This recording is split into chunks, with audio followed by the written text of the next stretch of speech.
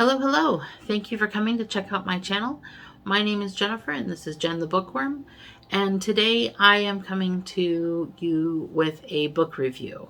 I haven't done a book review in a little while, and I really wanted to review this book that I picked up for September. It was kind of my dark horse September book. And dark horse only because I didn't know how well I would like it. Hadn't really heard of it before. I just heard of the author, and so I picked it up based on I used to like this. I've noticed that some of the things that I used to like are not necessarily things that I like now. So, and I'm just expanding my horizons and reading so much that it sort of is pushing back some of the things that I used to love. So this book is called City of the Lost, and it's by Kelly Armstrong. Now, I used to read her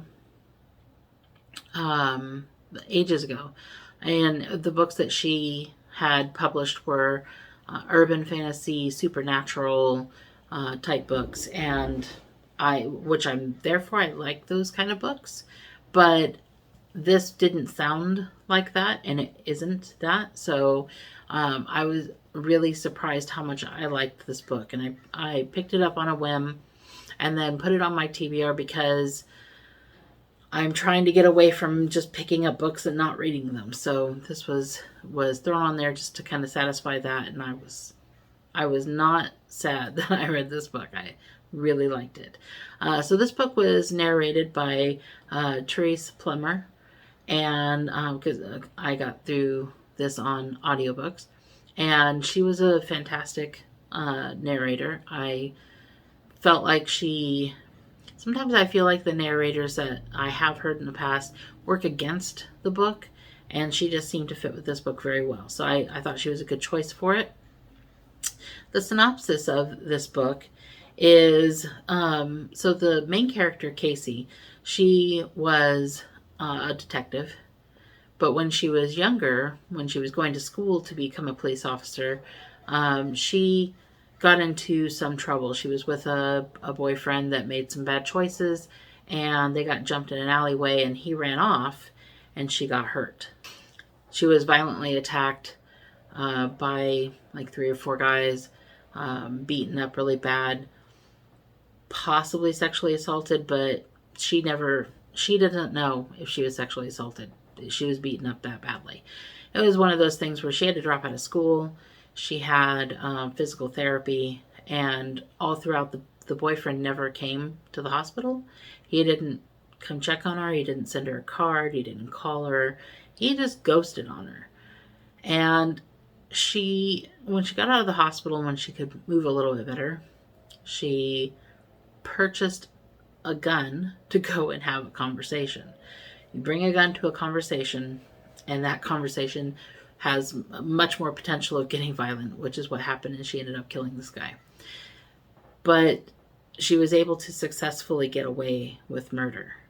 She has this hanging over her head, though, that at any time what happened could come back to haunt her.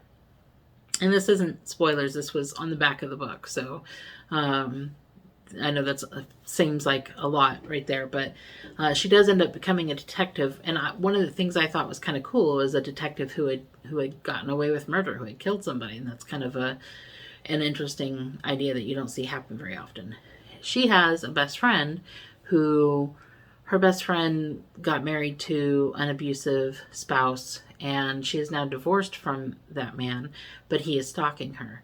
And he's a high-powered lawyer. He knows how to stalk her and abuse her without getting caught doing it. And so she finds out, the best friend, Diane, I think her name was, or Diane or Diana? Diana. She finds out about this city that is cut off from all other civilization, and it's very exclusive, and you have to apply to get in and be interviewed and pay money. But you are completely off the grid, and so you can't be reached by your stalker or by your abuser or anything else. There's not just abused women at this place. There are also people who committed white-collar crime, who needed a place to hide to be safe for a couple of years. And if they can pay for it, and as long as they didn't have a violence in their background, you know, it's possible to apply to and get into this town. It was a cool concept, I thought, but Casey doesn't necessarily believe in it. She's just, there's no way in this day and age that a city could be completely off the grid. But she agrees to try it out with her friend. And honestly, the only reason they accepted them was because she's a detective. And towns like this don't get medical people and detectives and people who do these essential duties wanting to come to a place like this. So they snatched her up because she was a detective. And that's the setting. That's the setting of the world. And she gets there just in time to find out that part of the reason why they really wanted a detective is because they have a string of murders happening, and they need somebody fresh eyes who isn't connected to the case, or to the town, to the people, to take a look at it and see what they can find. So that's the setup for the story. That's a synopsis. It's kind of a murder mystery book, all said and done. There's nothing supernatural about it, but they do live out in a secluded area, surrounded by some wild forest land. There are, you know, wolves and bears and stuff in there, but there are also things that are much more dangerous than wolves and bears in the forest. So that's the setting and the synopsis, and I really am finding that these kind of closed off communities are interesting to me.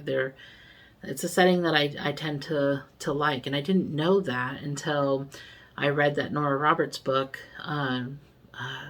Northern Lights, and it was also a secluded city, secluded by the weather and stuff. It was in Alaska, and this is in northern Canada, secluded by the weather, but also by design.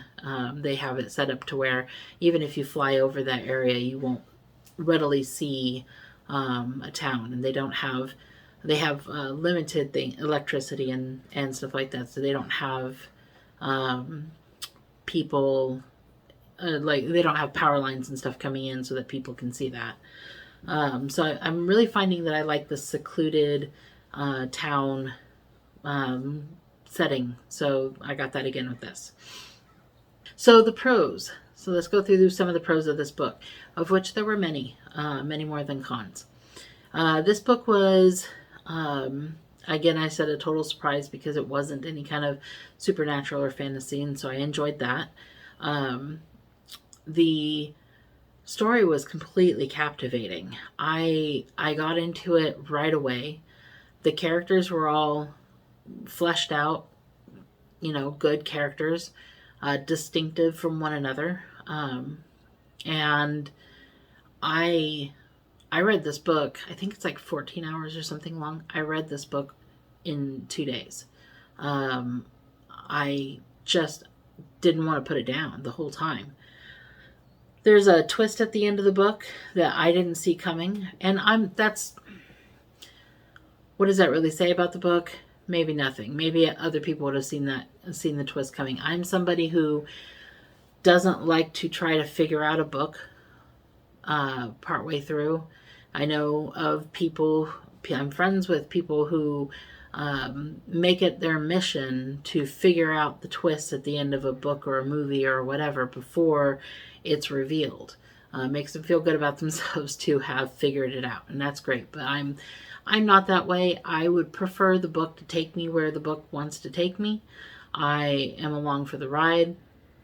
I'm not trying to outthink the writer in any way. So there was a little twist at the end I didn't see coming, but it was really good. It really added something to the story.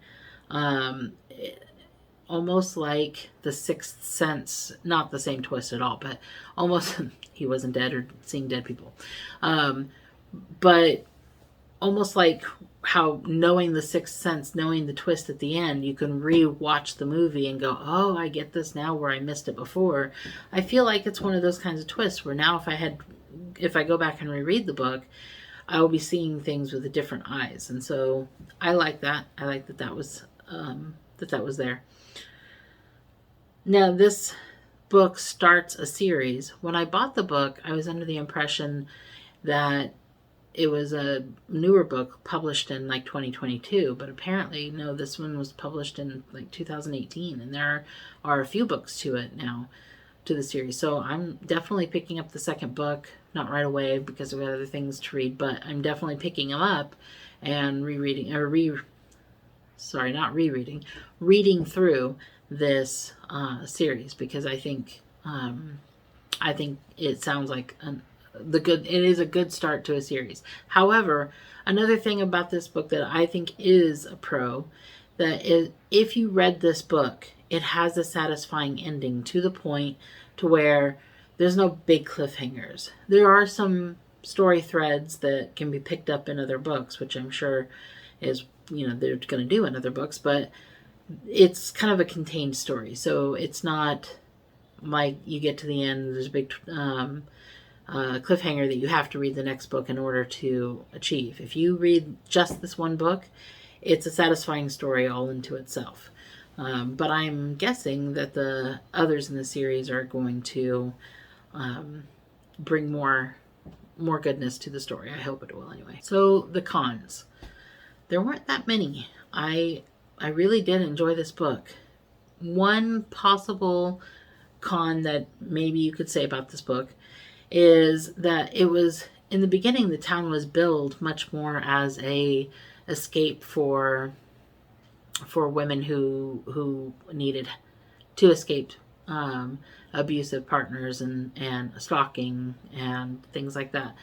And maybe the reason why I got that impression is because the city itself was introduced to the reader by Diana, who was an abused person, and she had heard about it from a support group for women who have been abused. So maybe that's where I got the impression that this city was mostly that.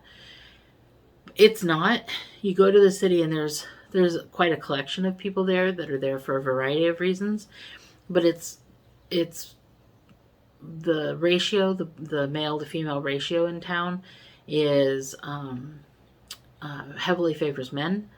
And so it feels like whenever a new woman comes to the town, everybody just is rushing to have sex with her. Just new blood. Let's have sex with the new person, It kind of sets up a dynamic that maybe isn't the greatest, but I think that it's intentional by the writer to be like that. I think maybe that's something that gets further addressed in later books.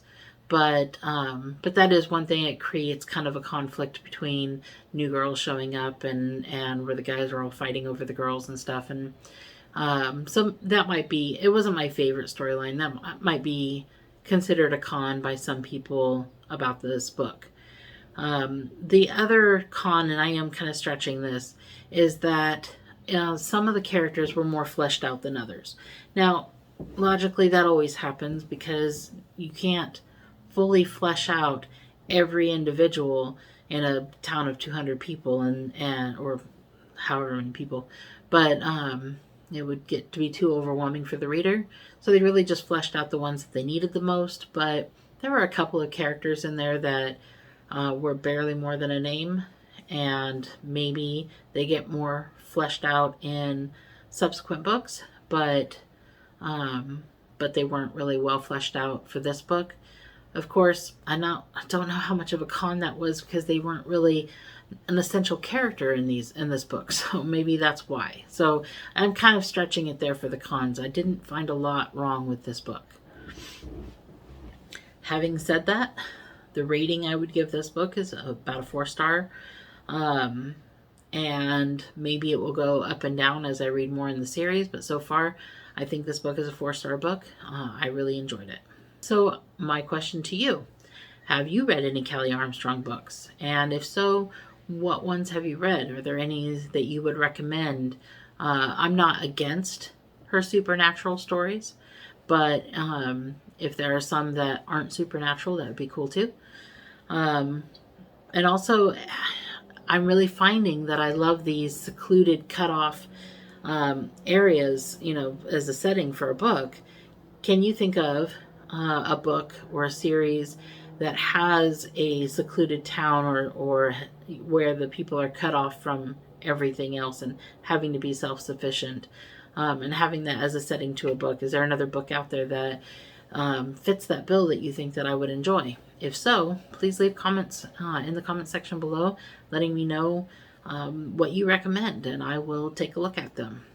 So that has been my recommendation, or my review. That has been my review for The City of the Lost by Kelly Armstrong, and it was a very positive experience to read this book. I hope that you will pick up this book and have a positive experience as well. It wasn't a terribly long book, so if you need like a palate cleanser in between some heftier books, this might be something that you didn't even know you needed in your life. So let me know if you do pick up this book and you did like it. Leave me a comment. Let me know. I would love to know that somebody decided to pick up this book based off my recommendation. That would be really cool. So thank you very much for coming and spending this time with me. I hope that you have enjoyed this, and if you have, please give me a like. Subscribe if you're not. Hit the notification bell if you want to catch any of my other videos, and just make sure not to miss them. And with that, I hope that you have a great rest of your day.